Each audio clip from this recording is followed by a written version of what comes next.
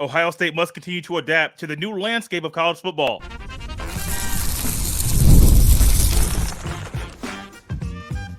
You are Locked On Buckeyes, your daily podcast on the Ohio State Buckeyes. Part of the Locked On Podcast Network, your team every day. Welcome in, Buckeye fans, to a Tuesday edition of Locked On Buckeyes here on Tuesday, June 18th in the year 2024. I'm your host, Jay Stevens, also the host of the Jay Stevens Podcast, and today's episode is brought to you by LinkedIn Jobs. These days, every new potential hire can feel like a high-stakes wager for your small business. That's why LinkedIn Jobs helps find the right people for your team faster and for free.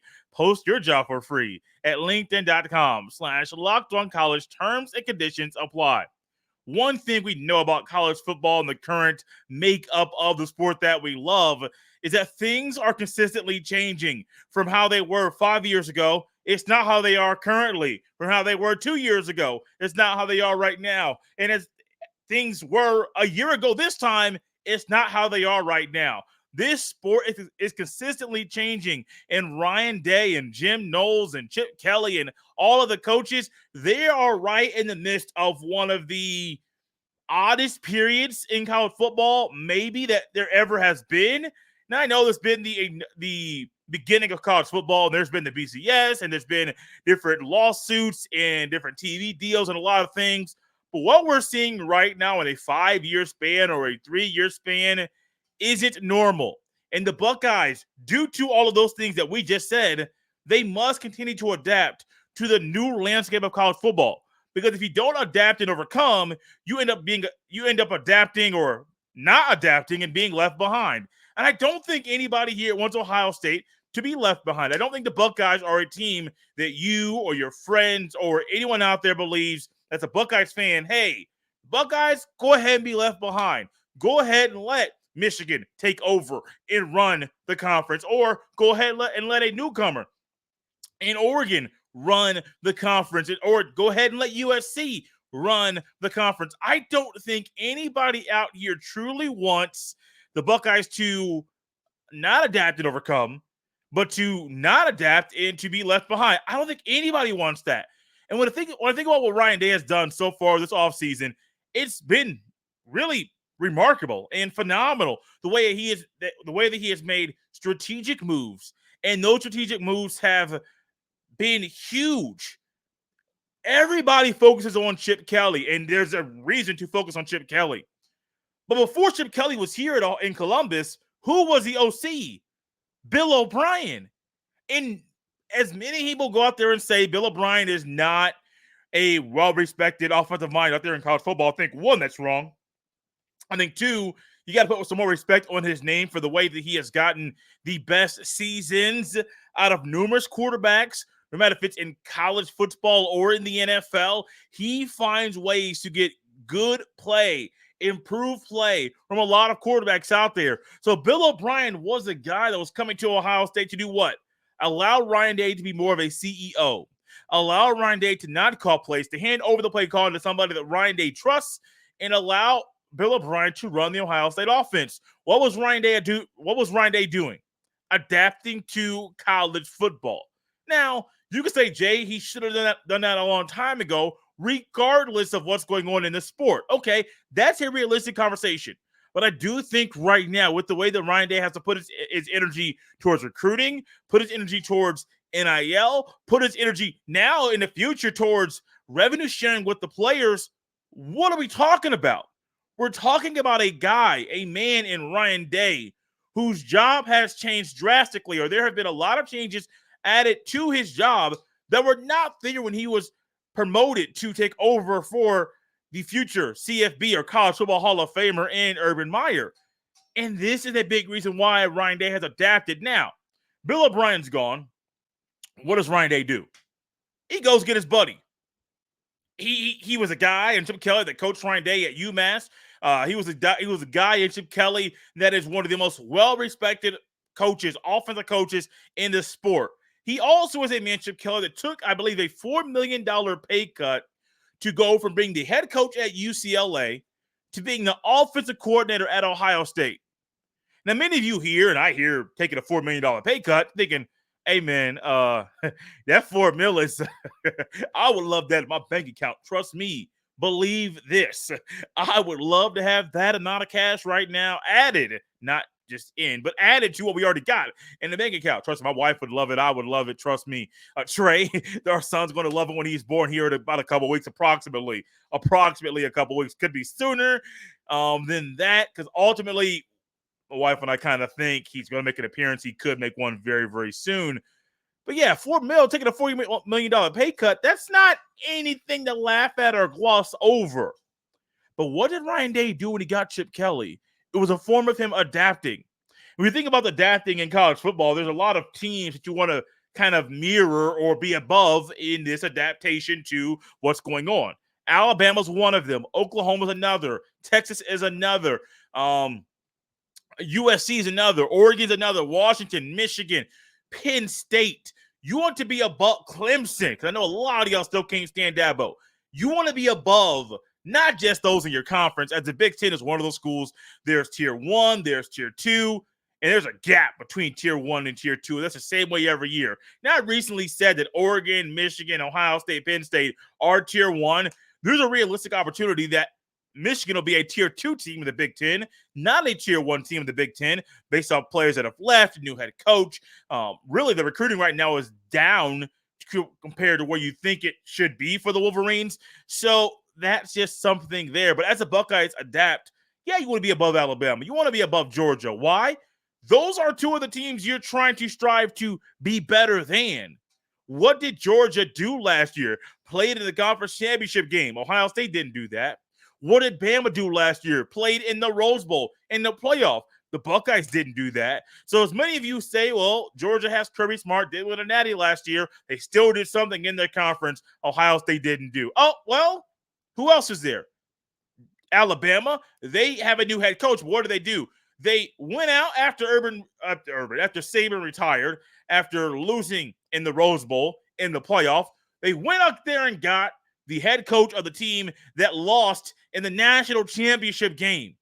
Now, I'm not saying Ohio State needs to go out there and get a new coach. I am not saying that, but they are adapting quickly. Now, you're adapting quickly when Saban retires. That's one thing. However, they're going out there getting somebody that's a highly sought after, well-respected coach and saying, hey, look, go from the Pacific Northwest, come down here to the SEC, and come down here and coach the Crimson Tide. He's doing it.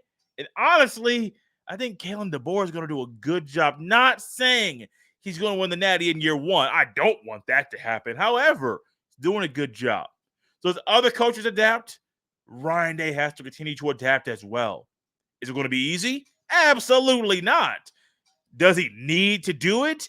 Absolutely. And as Ryan Day adapts, the players will adapt. The coaches need to adapt. The coaches need to adapt. We're going to see a whole new world of college football, because I guarantee you, the way the sport has been over the past 3 years, really post-COVID, where the NCAA said, oh, okay, transfer portal, oh, NIL, oh, we're not going to govern anything. Buddy, watch to see what happens over the next 3 to 5 years with more playoff expansion, with more NIL, with players getting paid, maybe a salary cap, maybe a governing body. There's going to be a lot of stuff changing to this sport. And the Buckeyes need to continue to adapt to what's happening in this new world of college football.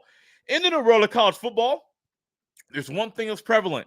It is conference expansion. And it wouldn't shock me if the Big Ten adds more teams sooner than you think. This episode is brought to you by LinkedIn Jobs. When you're hiring for your small business, you want to find quality professionals that are right for the role. That's why you have to check out LinkedIn Jobs. LinkedIn Jobs has the tools to help find the right professionals for your team faster and for free. LinkedIn isn't just a job board. LinkedIn helps you hire professionals you can't find anywhere else, even those who aren't actively searching for a new job but might be open to the perfect role. In a given month, over 70% of LinkedIn users don't visit other leading job sites. So if you're not looking on LinkedIn, you're looking in the wrong place. LinkedIn knows that small businesses are wearing so many hats and might not have the time or resources to hire. LinkedIn is constantly finding ways to make the process easier. They even just launched a feature that helps you write job descriptions, making the process even easier and quicker. Post your job for free at linkedin.com/lockedoncollege. That's linkedin.com/lockedoncollege to post your job for free. Terms and conditions apply. Are you watching Fox Sports or ESPN on your TV all day? Have to turn down the volume with all that shouting?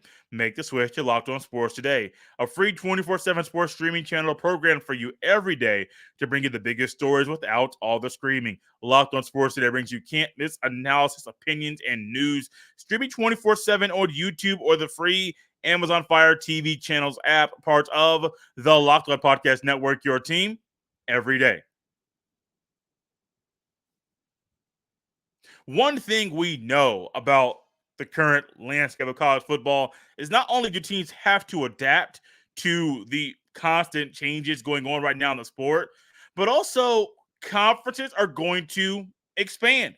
There will be more conferences. Now, some of you might remember a conversation we had here on the show in regards to a future format of the sport that would not be the 120 plus FBS schools that are currently playing at that level, but it would be 80 schools at the FBS level, 70 of the power, 70 schools that are in conferences that aren't going to change, and then division, and then an 8th division, 7 divisions of 10 teams apiece, and then an 8th division with 10 more teams that will be kind of on a rotating basis. If you stay, if you're good, you're staying. If your team was not so good one year, you're going to fall down to the other division.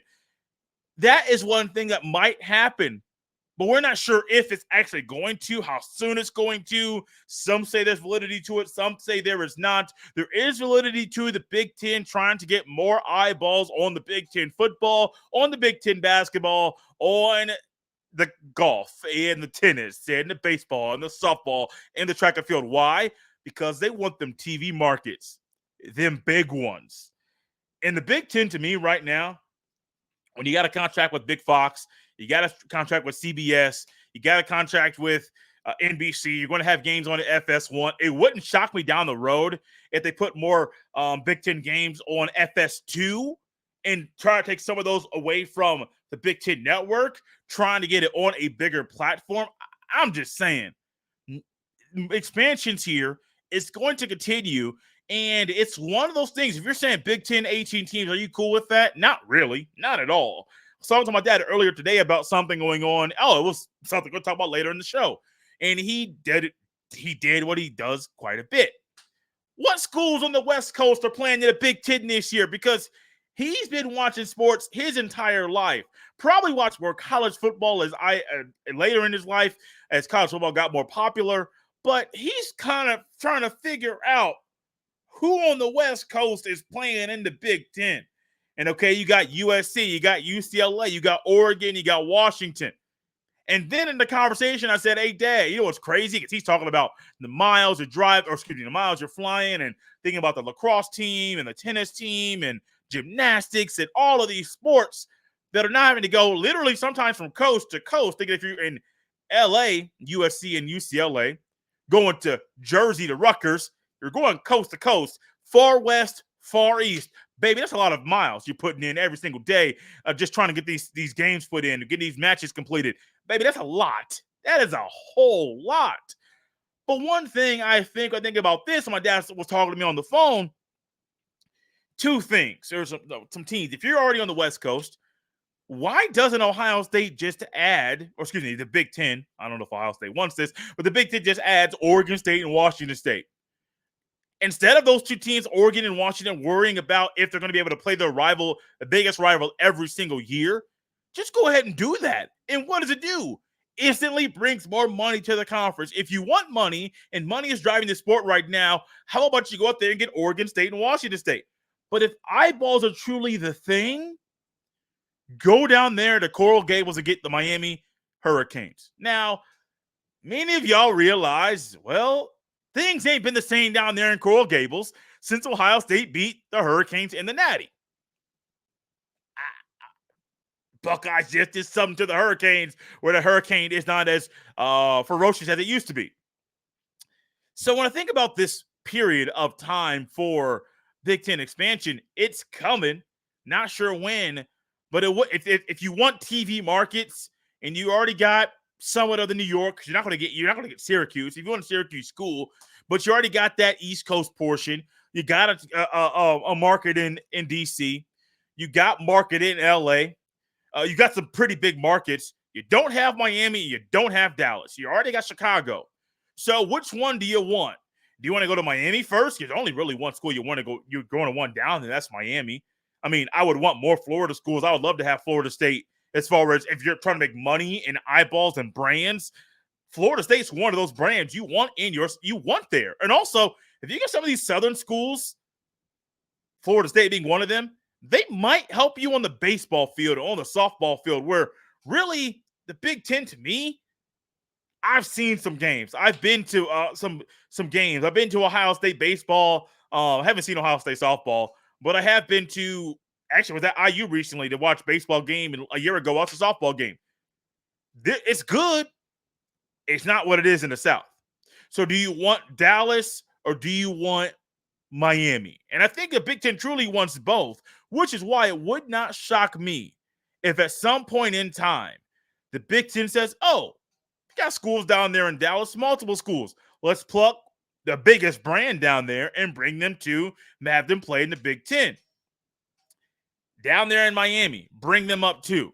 Now, honestly, I really would think if the Big Ten wants to do what the right thing is, based off their current model, you go get Miami and you try to bring Florida State with them. You bring a rival, or you're not. I don't think you're going to pull Florida from the SEC. That's going to be very, very hard. But with the way that the ACC currently is and having to go out to the West Coast, this is a part of the conversation I had with my dad where I talked about, hey, Dad, Cal and Stanford are playing in the ACC, because while Dad was talking about teams going from East Coast Rutgers to West Coast LA, USC, UCLA, I said, hey, Dad, how about what's crazy? Cal and Stanford might have back-to-back weeks where they're going to the East Coast. Think about it. They go out to play Virginia Tech, fly back home, and then they go back on a plane to go back across to play Clemson. Think about how wild this is, that this is what we're talking about in college football. I don't really think the current landscape of the expansion makes a whole lot of sense at all, but I do believe there's going to be more. There's going to be more shifts. There's going to be more change. Why? Because the powers that be, the people that run this sport, we know the conference commissioners, we know the presidents are very, very powerful. We know the CFP committee that does not do a good job at their job. They're powerful too. But there are people behind the scenes that we may not know their names, but they are powerful people.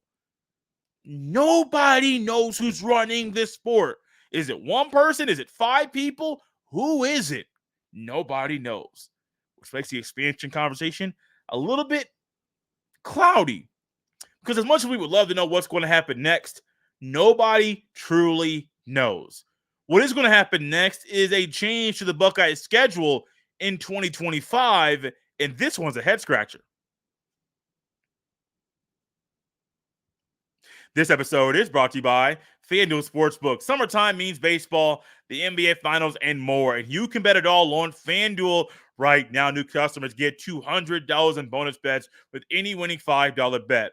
That's $200 you can use to bet everything on the Finals MVP to who's going to hit one out of the park. If you're looking to put some money on baseball, go to FanDuel. If you're trying to do future NBA bets, go to FanDuel. This is being recorded right now prior to tip-off of Game 5 in the NBA Finals, so I'm not really sure who won the game because the game has not even started yet. If you want to get some all-star game selections for Major League Baseball, go there and make that happen too.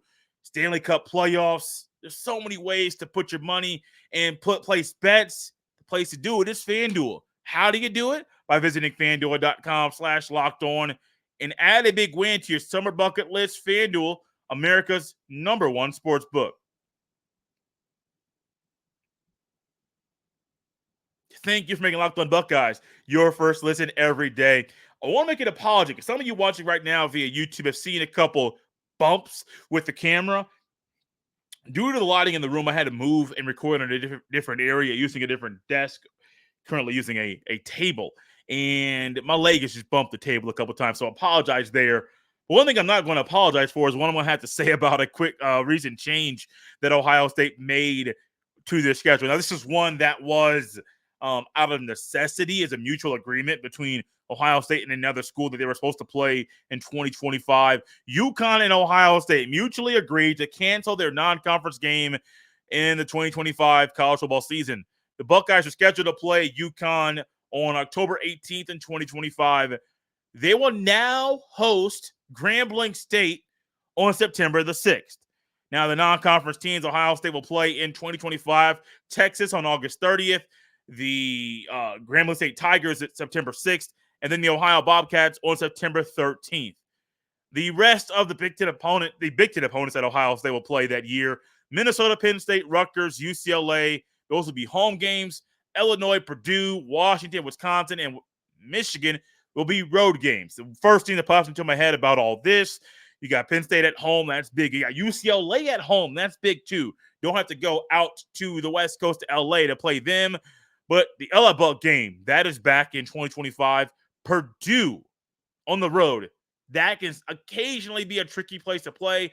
Night game, black jersey, we all know that stuff. Don't want to relive those moments, but that's going to happen there. Washington on the road, Wisconsin on the road, Michigan on the road. 2024 schedule is a whole lot harder than the Buckeyes schedule in 2025. Now, the one thing about this schedule change, one, it was mutually agreed upon, cool, but Ohio State's playing Grambling State. People only know Grambling State football. Well, let me be correct.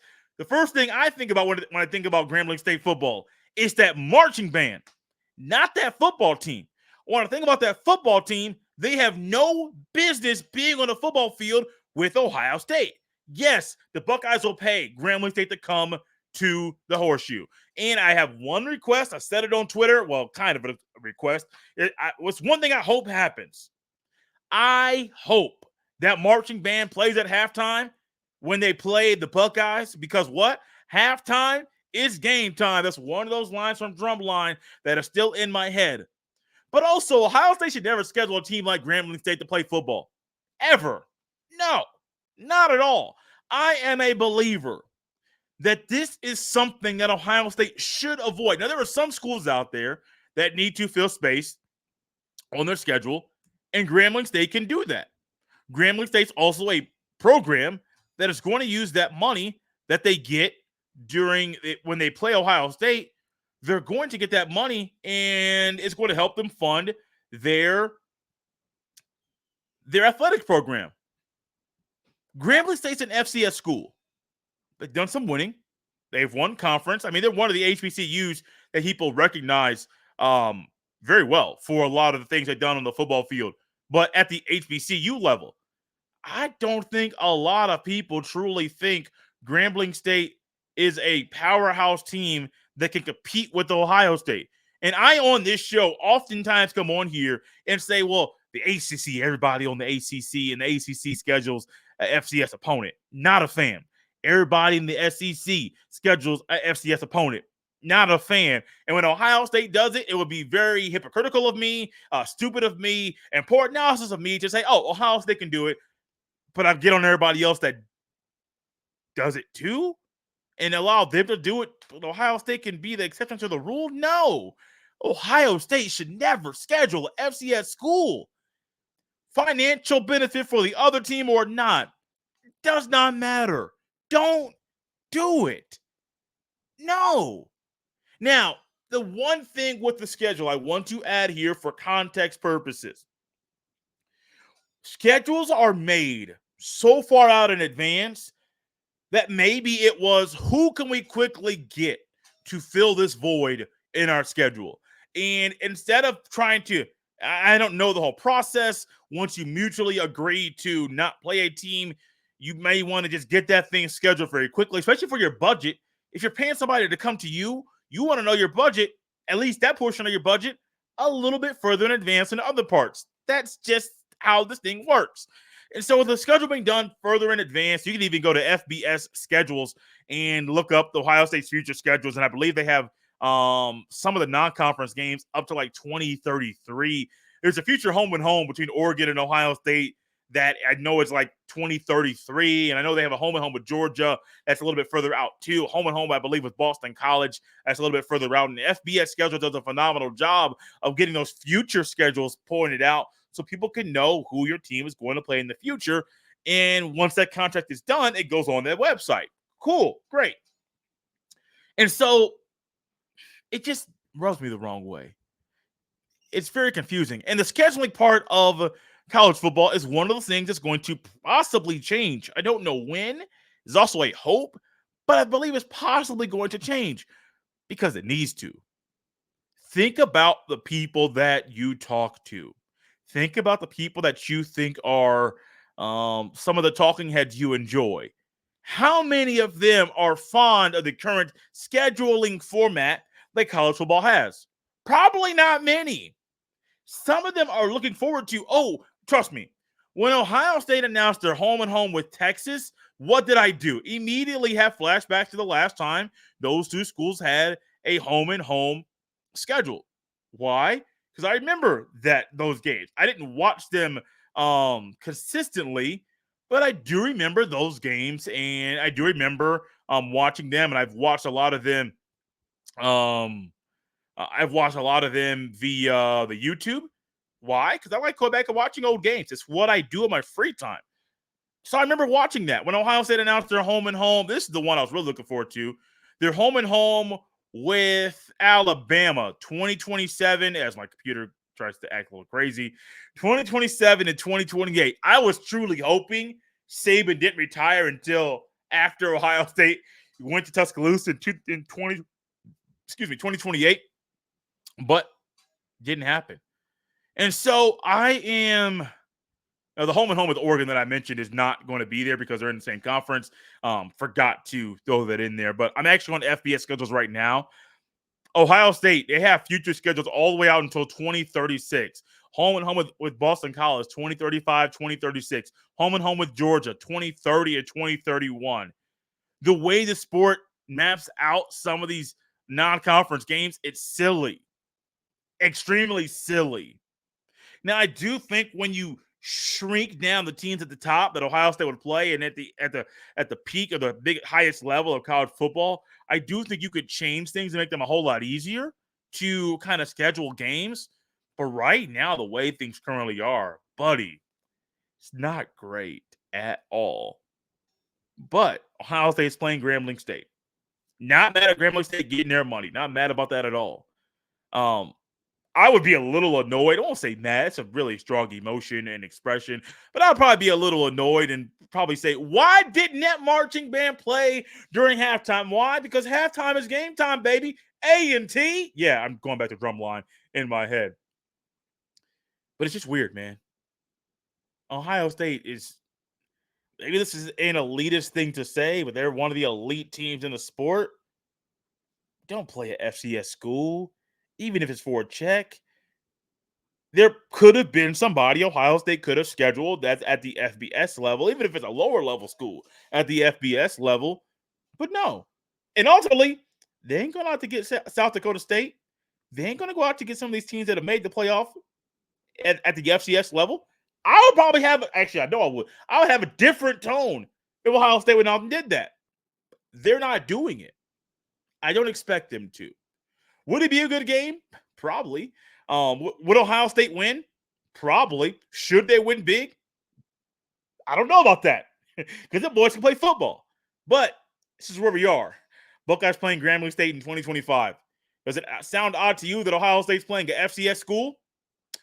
Because it does to me. We're out of here, y'all, on a Tuesday. Got a few days left this week. Big, big, big official visit weekend coming your way. Jordan Davison, #1 running back in the country, coming to Columbus this weekend.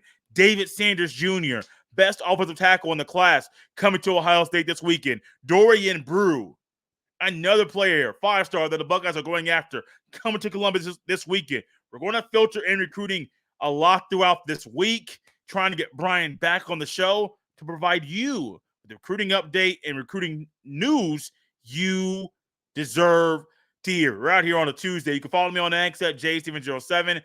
You can also send all of your emails to jstevens, 317 at gmail.com. Once again, no wow in there. jstevens317 at gmail.com. Out of here on a Tuesday. We'll see you next time.